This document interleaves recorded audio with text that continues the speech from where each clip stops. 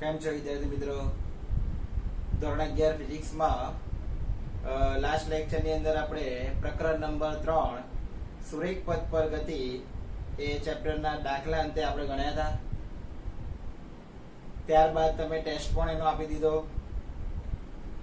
અને આજના લેક્ચરથી હવે આપણે ચેપ્ટર નંબર 5 ગતિના નિયમો તરફ આગળ વધવા જઈ રહ્યા છે.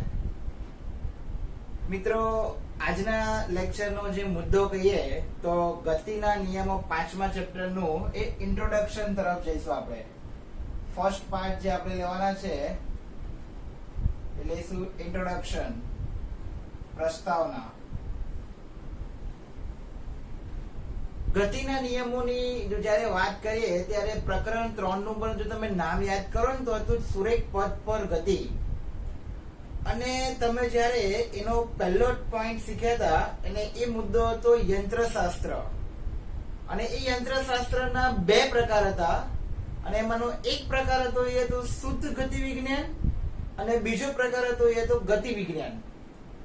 હવે તમને સહેજ રિમાઇન્ડ કરાવી દઉં તો શુદ્ધ ગતિ વિજ્ઞાન એટલે એ વિજ્ઞાનની અંદર, એ શાખાની અંદર ગતિ જે થઈ રહી છે એ ગતિ કેમ થઈ રહી છે, એના પાછળ શું કારણો જવાબદાર છે, એની કોઈ ચર્ચા વિચારણા કરવામાં આવતી નથી.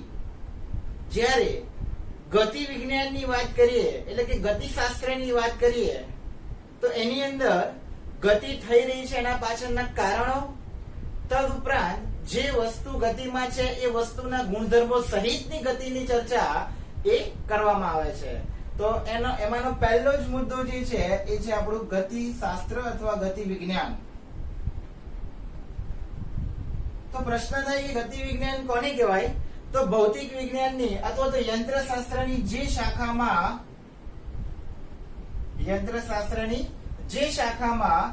ગતિની ચર્ચા કોની સાથે કરવાની? એના કારણ સહિત. તદુપરાંત બીજું, જે પદાર્થ ગતિમાં છે એ પદાર્થના ગુણધર્મો પણ જોવાના તથા પદાર્થના ગુણધર્મો સહિતની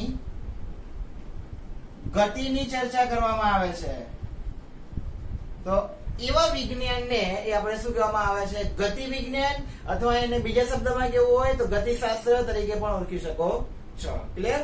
એટલે એક જ મુદ્દો યાદ રાખવાનો કે ગતિ વિજ્ઞાન એટલે યંત્રશાસ્ત્રની જે શાખામાં ગતિની ચર્ચા, તેના કારણો તથા જે વસ્તુ, જે પદાર્થ ગતિમાં છે તેના ગુણધર્મો સહિત ગતિની ચર્ચા કરવામાં આવે છે તેને ગતિ વિજ્ઞાન કહે છે. આમ તો પદાર્થની ગતિનું નિયંત્રણ થતું હોય એવા એ ઘણા બધા ઉદાહરણ છે અને એમાંનું કોઈ કહીએ તો કદાચ કોઈ ફૂટબોલની મેચ જોઈએ ને તો ફૂટબોલને તમારે કિક મારવી હોય તો એના માટે તમારે એની પર શું લગાડવું પડે? બોલ. એટલે કે એને લાત મારવી પડે. ફૂટબોલને તમારે ગતિમાં લાવવો હોય ને તો એને શું કરવી પડે? લાત મારવી પડે, અથવા તો એને આપણા શબ્દમાં કહીએ છીએ તો કિક મારવી પડે. ક્લિયર? તો એ જે પદાર્થ પહેલા સ્થિર પડ્યો હતો એને તમારે ગતિમાં લાવવો છે તો એના માટે મારે શું કરવી પડે? એને કિક મારવી પડે. ક્લિયર? જેમ કે બીજું, પવનના કારણે વૃક્ષની ડાળીઓ જે છે એ હલે છે તો એના માટે પવન જે છે એના કારણે જે તે વૃક્ષની ડાળી પર શું લાગ્યું હશે? બળ. કે એના કારણે પદાર્થ શું કરી રહ્યો છે? હલી રહ્યો છે. એટલે ગતિનું નિયંત્રણ કરવું હોય તો એના માટેનો જે સૌથી બેઝિક ખ્યાલ છે એ છે બળ. સૌથી મહત્વનો જે પોઈન્ટ જે છે એ છે શું છે? બળ છે. તો પહેલું કે બળ વિશેનો પ્રાથમિક ખ્યાલ જોઈએ. મિત્રો, બળ વિશેના પ્રાથમિક ખ્યાલની જો ચર્ચા કરીએ તો એમાં કોઈ પણ પદાર્થને મારે ગતિમાં લાવવો હોય અથવા તો કોઈ પણ પદાર્થ જે સ્થિર પડ્યો છે એને ગતિમાં લાવવો છે, અથવા કોઈ પદાર્થ ગતિમાં છે એની ગતિ ઘટાડવી છે અથવા તો એને અટકાવવો છે તો એના માટે બાહ્ય બળ જરૂરી છે. Is it okay? કોઈ તમે આ વસ્તુ ઇમેજિન કરી શકો છો. કોઈ ટેબલ છે, એ ટેબલને મારે એક જગ્યાએથી બીજી જગ્યાએ ખસેડવું છે તો એની પર મારે શું લગાડવું પડશે? બાહ્ય બળ. અથવા દૂર ટેબલ પડ્યું છે અને તમારે બાજુ ખેંચવું છે તો પણ તમારે એને શું કરવું પડશે? બાહ્ય બળ લગાડવું જ પડશે. માનો કે કોઈ ઢાળવાળી સપાટી છે અને એ ઢાળવાળી સપાટી પર કોઈ પદાર્થ સરકીને આવી રહ્યો છે અથવા ગબડે છે ક્લિયર? તો એ ગબડતા પદાર્થને જો તમારે રોકવો હોય, અટકાવવો હોય, તો પણ મારે એને શું કરવું પડશે? ગતિની વિરુદ્ધ દિશામાં એ બળ લગાડવું પડશે. એટલે બળ એકચ્યુઅલી કહેવાય કોને? એની ડેફિનેશન જો તમારે શીખવી હોય, સમજવી હોય, તો બળ એટલે પદાર્થને અથવા તો પદાર્થ પર જે પરિબળ વડે તેની સ્થિર સ્થિતિ કે ગતિમાન સ્થિતિમાં એ શું જોવા મળે? ફેરફાર જોવા મળે. ફેરફાર થાય છે તેને શું કહેવામાં આવે છે? બળ કહે છે. સૌથી મહત્વની ડેફિનેશન, 1 માર્ક્સમાં પૂછાવા માટેનો સૌથી ઇમ્પોર્ટન્ટ ક્વેશ્ચન, બળ કોને કહેવાય? અને એ વસ્તુ આપણે સમજવું બહુ જરૂરી છે. કારણ કે કોઈ પણ ગતિ થવી હોય ને, અથવા ગતિનું નિયંત્રણ કરવું હોય ને, તેના માટે પહેલું જે મુખ્ય કારણ છે એ છે બળ. તો બળ કોને કહેવાય? તો કે પદાર્થ પર જે પરિબળ વડે એની સ્થિર સ્થિતિમાંથી કે એની ગતિમાન સ્થિતિમાં તમે ફેરફાર કરી શકો, તો એ પરિબળને શું કહેવામાં આવે છે? બળ કહે છે. ક્લિયર છે? આ પોઈન્ટ બધા ક્લિયરિટી સાથે સમજી લેજો. આ જે બધા મુદ્દા જો સમજાઈ ગયા છે ને, તો આગળના પોઈન્ટમાં બહુ તકલીફ નહીં પડવાની. આ ચોખ્ખી અને ક્લિયર વાત છે. એટલા માટે આવા વસ્તુઓ પર હું એક ભાર દઈ રહ્યો છું. ક્લિયર? નાવ હવે માની લો કે મેં કોઈ પદાર્થ પર બળ લગાડ્યું. હવે એ બળની એ જે તે પદાર્થ પર કઈ કઈ અસર જોવા મળે, તો લખી શકાય અહીંયા કે બળ વડે પદાર્થ પર નીચે મુજબની અસરો થાય. નીચે મુજબની અસર એ જોવા મળે. કઈ કઈ? તો નંબર 1, પહેલું કે બળ વડે અથવા બળ દ્વારા પદાર્થને ગતિમાન કે સ્થિર કરી શકાય. પહેલું બેઝિક વસ્તુ છે. કોઈ પદાર્થ ગતિમાં છે અને તમે એને બળ લગાડશો તો શું થશે? સ્થિર થશે. અને કોઈ પદાર્થ સ્થિર પડ્યો છે અને તમે એને ગતિમાં બળ લગાડશો તો શું આવશે? પદાર્થ ગતિમાં આવશે. એટલે પહેલો મુદ્દો, પદાર્થ પર બળ લગાડીએ તો પદાર્થ કાં તો ગતિમાં આવે કાં તો સ્થિર કરી શકાય. બીજું, બળ દ્વારા પદાર્થની ઝડપમાં એ શું જોવા મળે? ફેરફાર જોવા મળે. બળ વડે પદાર્થની ઝડપમાં એ ફેરફાર જોવા મળતો હોય છે. પદાર્થની ઝડપ કાં તો વધારી શકાય કાં તો ઘટાડી પણ શકાય. જો જે પદાર્થ જે દિશામાં ગતિ કરી રહ્યો છે એની ગતિની દિશામાં જ તમે બળ લગાડશો તો પદાર્થની ઝડપ વધશે, અને પદાર્થની ગતિની વિરુદ્ધ દિશામાં તમે બળ લગાડશો તો પદાર્થની ઝડપ ઘટશે. ક્લિયર? એટલે એ વસ્તુ પણ ધ્યાનમાં રાખવાની. નંબર 3, બળ વડે પદાર્થનો આકાર બદલી શકાય. કોઈ પદાર્થને તમે દબાવો છો અને એ દબાવો છો એને કાં તો એને ખેંચો છો તો ઓટોમેટિકલી પદાર્થનો આકાર એ શું થાય છે? ચેન્જ થાય છે. એટલે તમે કોઈ પણ પદાર્થ પર બળ લગાડશો ને તો એ બળના કારણે જે તે વસ્તુનો આકાર એ શું થઈ શકે છે? બદલાઈ શકે છે. એટલે બળ દ્વારા આવી પ્રકારની અસરો એ જે તે પદાર્થ પર એ જોવા મળતી હોય છે. કઈ પદાર્થની અસર જોવા મળે?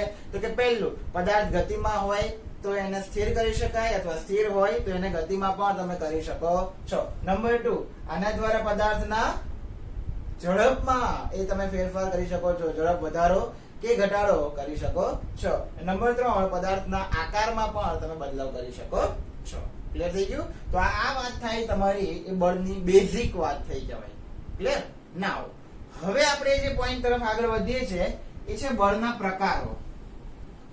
બળના મુખ્યત્વે કેટલા પ્રકાર છે એના તરફ આગળ જઈએ.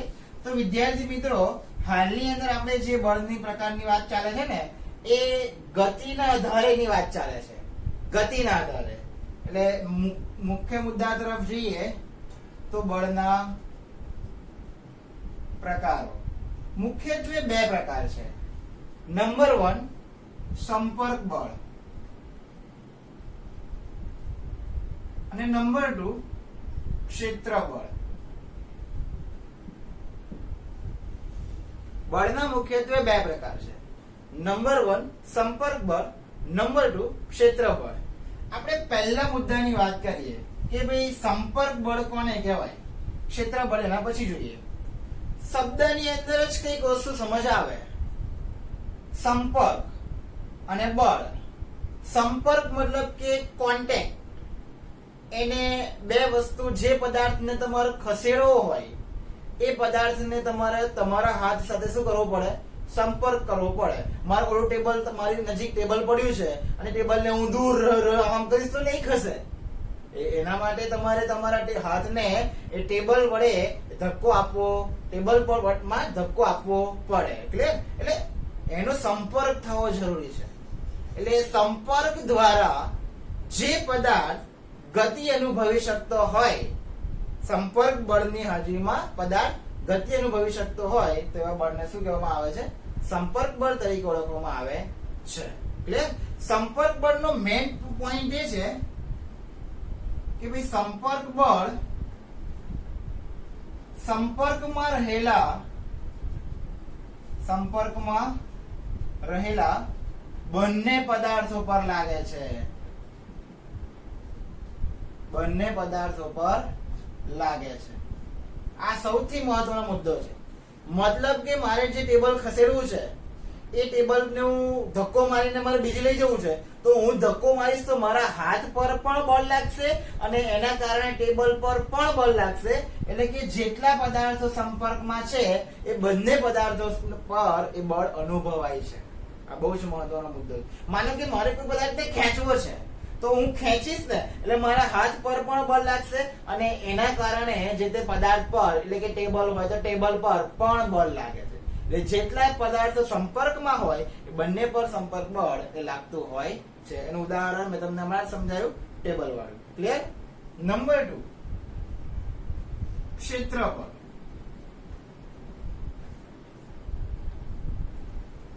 વિદ્યાર્થી મિત્રો, ક્ષેત્રબળ એટલે, ક્ષેત્ર એટલે એને કહેવાય વિસ્તાર. કોઈ ચોક્કસ વિસ્તારમાં એ બળ અનુભવાતું હોય, પદાર્થો વચ્ચે જે તે બળ લાગતું હોય. મતલબ આ બળની અંદર પદાર્થનો સંપર્ક થવો જરૂરી નથી. સમજાય છે?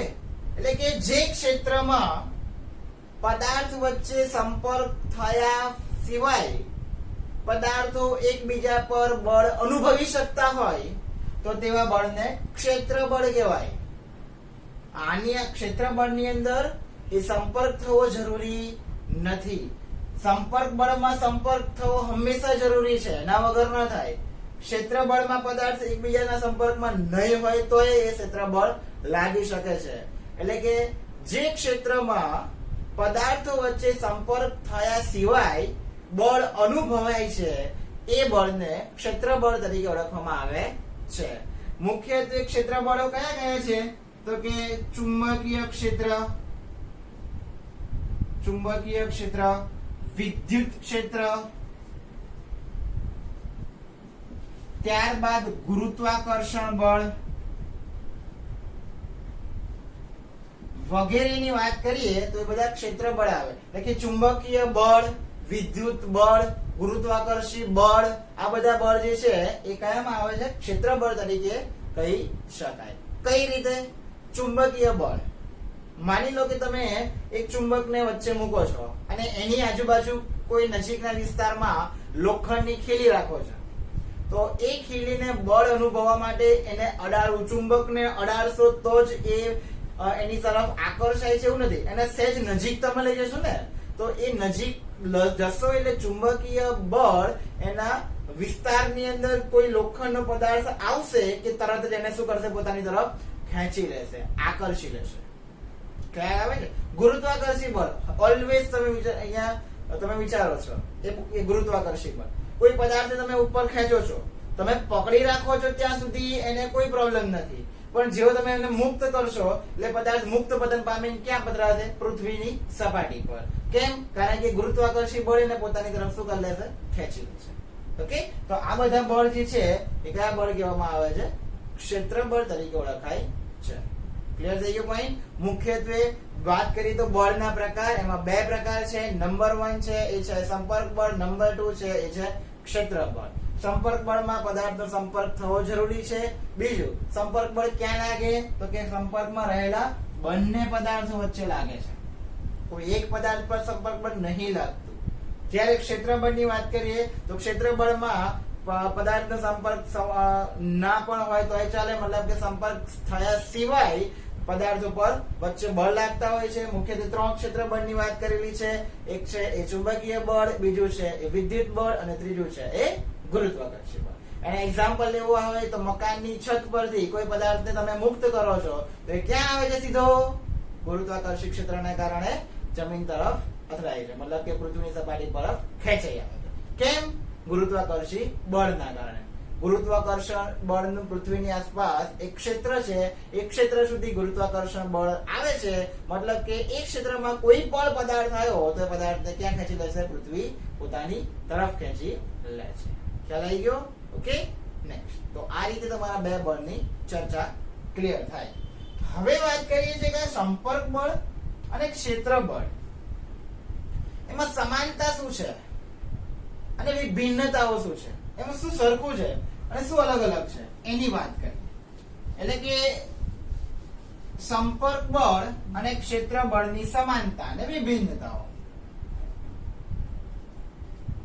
સંપર્ક બળ અને ક્ષેત્ર બળની સમાનતા અને ભિન્નતાઓ.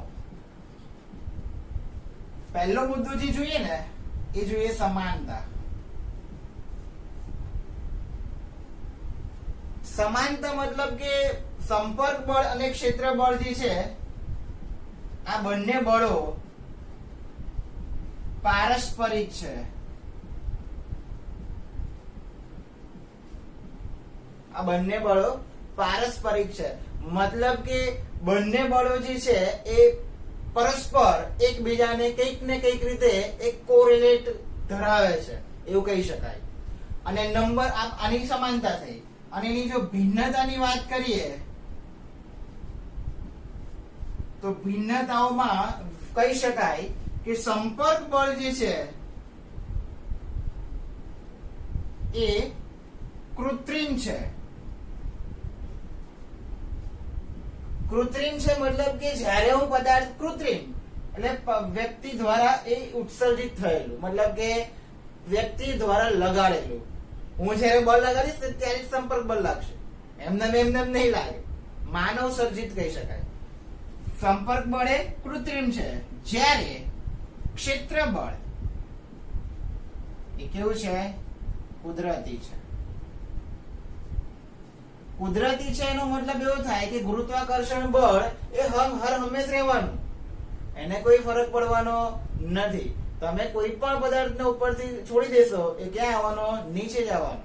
જ્યારે કોઈ પદાર્થ, કોઈ ટેબલ આપણે અહીંયા આપણી નજીક પડ્યું છે, જ્યાં સુધી એને હું મારા તરફ ખેંચીશ નહીં, ત્યાં તો મારા તરફથી દૂર ધક્કો નહીં મારું, ત્યાં સુધી સંપર્ક બળ ઉત્પન્ન નહીં થાય. ક્ષેત્ર બળ તો ઓલવેઝ છે જ.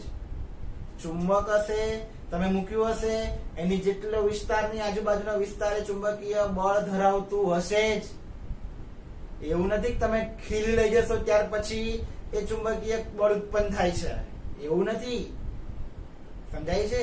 ગુરુત્વાકર્ષણ બળ તો છે જ. બરાબર? આ મુદ્દા છે ને એકદમ આમ ક્લિયર કરી દેજો ફટાફટ, કોઈ તકલીફ નહીં પડે, ગેરંટેડ. ઓકે, તો સંપર્ક બળ એ કૃત્રિમ છે, જ્યારે ક્ષેત્ર બળ એ કુદરતી છે. અને આના પરથી બીજો મહત્વનો મુદ્દો, સંપર્ક બળ એ અસંરક્ષી છે, જ્યારે ક્ષેત્ર બળ એ કેવું છે? સંરક્ષી છે. એક માર્ક્સ માટે સૌથી મહત્વના મુદ્દા આ બે પોઈન્ટ લખ્યા ને, આ બે પોઈન્ટ માંથી એક માર્ક્સના ઘણા પ્રશ્નો આવી શકે. 4 પ્રશ્નો અલગ અલગ રીતે બનાવવા હોય તો બનાવી શકાય, કન્ફ્યુઝન ના થવું જોઈએ. સંપર્ક બળ કૃત્રિમ, ક્ષેત્ર બળ કુદરતી. સંપર્ક બળ અસંરક્ષી અને ક્ષેત્ર બળ સંરક્ષી. પ્રશ્ન થાય કે અસંરક્ષી અને સંરક્ષી બળ એટલે શું? અસંરક્ષી અને સંરક્ષી મુદ્દો જો નામમાં જ કંઈક ને કંઈક અર્થ છે. રક્ષી એટલે રક્ષા કરવું, અસંરક્ષી મતલબ કે એ રક્ષણ કરતું નથી. મતલબ સંપર્ક બળ જે છે ને એનો આધાર એ જ્યાં સુધી તમે બળ લગાડશો, તમે એને ટેબલને ખસેડો છો, ટેબલ ખસ્યું પછી તમારું બળ તમે બંધ કરી દીધું આપવાનું, તો ટેબલ ત્યાં સ્ટોપ થઈ જશે, બળ ગાયબ થઈ ગયું, બળ નથી. કેમ? તમે જ્યાં સુધી ધક્કો આપ્યો ત્યાં સુધી રહ્યું, જેવું તમે ધક્કો બંધ કરી દીધો બળ 0 થઈ ગયું. Is it okay? એટલે એનું રક્ષણ નહીં થતું. જ્યારે ક્ષેત્ર બળ જે છે, ગુરુત્વાકર્ષી બળ, તમે વિચારો, આ મારું માર્કર છે મેં આ હાથમાં પકડી રાખી છે, બરાબર? હવે હું અહીંયાથી એને મુક્ત કરીશ તો ક્યાં જશે? નહીં. કોઈ દિવસ એવું બન્યું કે આજે ગુરુત્વાકર્ષી બળ જે છે, આ માર્કર છોડી તો માર્કર હાથમાં અધ્ધર રહી ગયું, એમને મેં હાથ છોડ દો, અધ્ધર માર્કર, એવું બન્યું? ના. ઓબ્વિયસલી ગુરુત્વાકર્ષી બળ એ પોતાનું રક્ષણ કરે જ છે. પદાર્થ પર તમે આ પદાર્થને મુક્ત કરો કે ના કરો, ગુરુત્વાકર્ષી બળ તો છે, એ પોતાનું રક્ષણ કરે છે. એટલે કે ક્ષેત્ર બળ જે છે એ પોતાનું રક્ષણ કરે છે, પોતાની બળની ક્ષમતા એ જાળવી રાખે છે. ઓકે, તો સંપર્ક બળ અને ક્ષેત્ર બળની માહિતી તમને ક્લિયર થાય. સંરક્ષી અને અસંરક્ષી નો હજુ આગળ જે સમજવાનો મુદ્દો છે ને, એ તમને ચેપ્ટર નંબર 5 માં આગળ, આ ચેપ્ટરમાં 5 માં આગળ એ તમને જાણવા મળવાનું છે. પણ અત્યારે પૂરતી માહિતી તમારા માટે ધ્યાન રાખજો. ક્લિયર છે? નેક્સ્ટ, હવે આગળનો જે મુદ્દો જોઈએ છે આપણે, એ જોઈએ છે એરિસ્ટોટલનો નિયમ, ગતિ અંગેનો નિયમ. વિદ્યાર્થી મિત્રો, હવે જે મુદ્દો આપણે જોઈએ છે એ છે એરિસ્ટોટલનો ગતિ અંગેનો ખ્યાલ. મિત્રો, એરિસ્ટોટલ જે છે એ ગ્રીક તત્વચિંતક છે, અને ગ્રીક તત્વચિંતક એરિસ્ટોટલે ગતિ અંગે એક એવો ખ્યાલ આપ્યો કે જેમાં એવું કે છે કે પદાર્થની નિયમિત ગતિ, કોઈ પદાર્થ એ ગતિમાં ગતિ કરી રહ્યો છે તો એની એ ગતિ, એની એજ મતલબ કે નિયમિત ગતિ યથાવત ચાલુ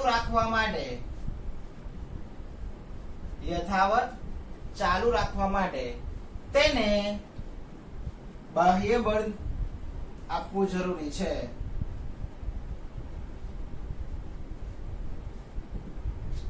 આવું કે છે કે તમારે એ વસ્તુને નિયમિત ગતિ કોઈ પણ પદાર્થની ચાલુ રાખવી હોય ને, તેના માટે બાહ્ય બળ જરૂરી છે. જેમ કે ધનુષ્યમાંથી કોઈ આપણે તીર છોડીએ છે તો એ તીર એ આગળ ને આગળ સતત વધ્યા કરે છે.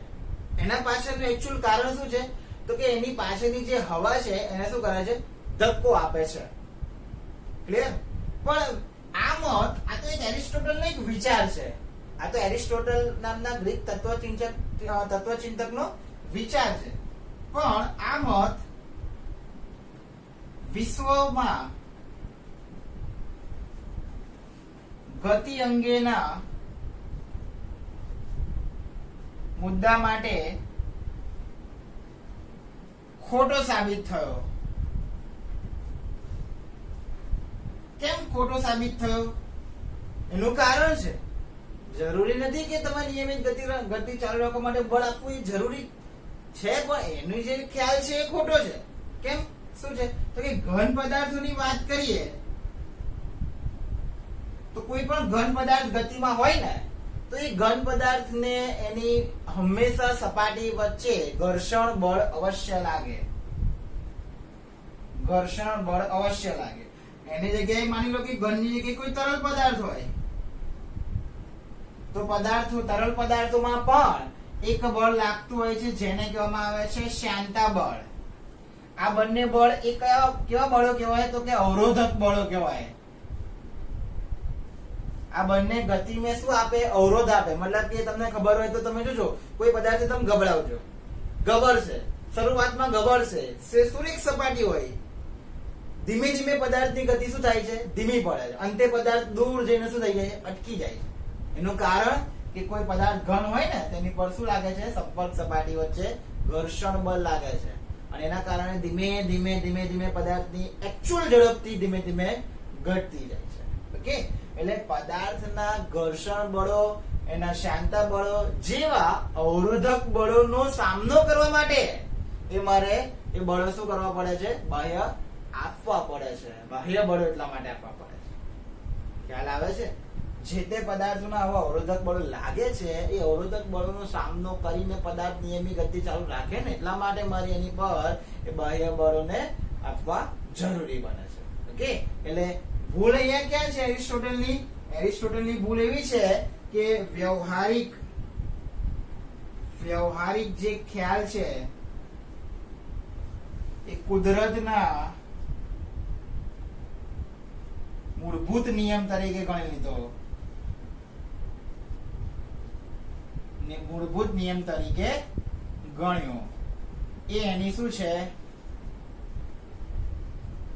ભૂલ છે. આ તો ક્લિયર વસ્તુ છે. તમે કોઈ પદાર્થને એ ગતિમાં માટે બળ આપો છો તો એ કેમ? કારણ કે એની ગતિમાં અવરોધક બળો આવે છે. જો અવરોધક બળો ના આવતા હોય તો પછી તમારે બળ આપવાની જરૂર બી ના પડે.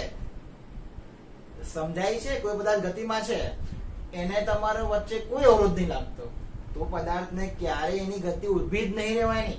મતલબ પદાર્થ ક્યારે સ્થિર થવાનો જ નહીં. કેમ? કારણ કે કોઈ અવરોધો જ નહીં એની જોડે. એટલે અવરોધ ના હોય પછી પદાર્થ કેમ સ્થિર થાય? એ તો આગળ ને આગળ ગબડ્યા જ કરવાનો. પણ વ્યવહારમાં એવી કોઈ ઘટના શક્ય નથી. એના અવરોધો હંમેશા હોય જ અને એ અવરોધોનો સામનો કરવા માટે મારે બાહ્ય બળ આપવું પડે છે. ઓકે, તો આ રીતે એરિસ્ટોટલની એક ખ્યાલની માહિતી તમે જોઈ લીધેલી હોય છે. તો નેક્સ્ટ જે લેક્ચરમાં આપણે મુદ્દો લેવાના છે એ છે જડત્વનો નિયમ. વિદ્યાર્થી મિત્રો, આજના લેક્ચરના બધા જ મુદ્દા એ પૂરેપૂરા તૈયાર કરી લેજો અને સરસ એવી એ નોંધ પણ કરજો. બરાબર?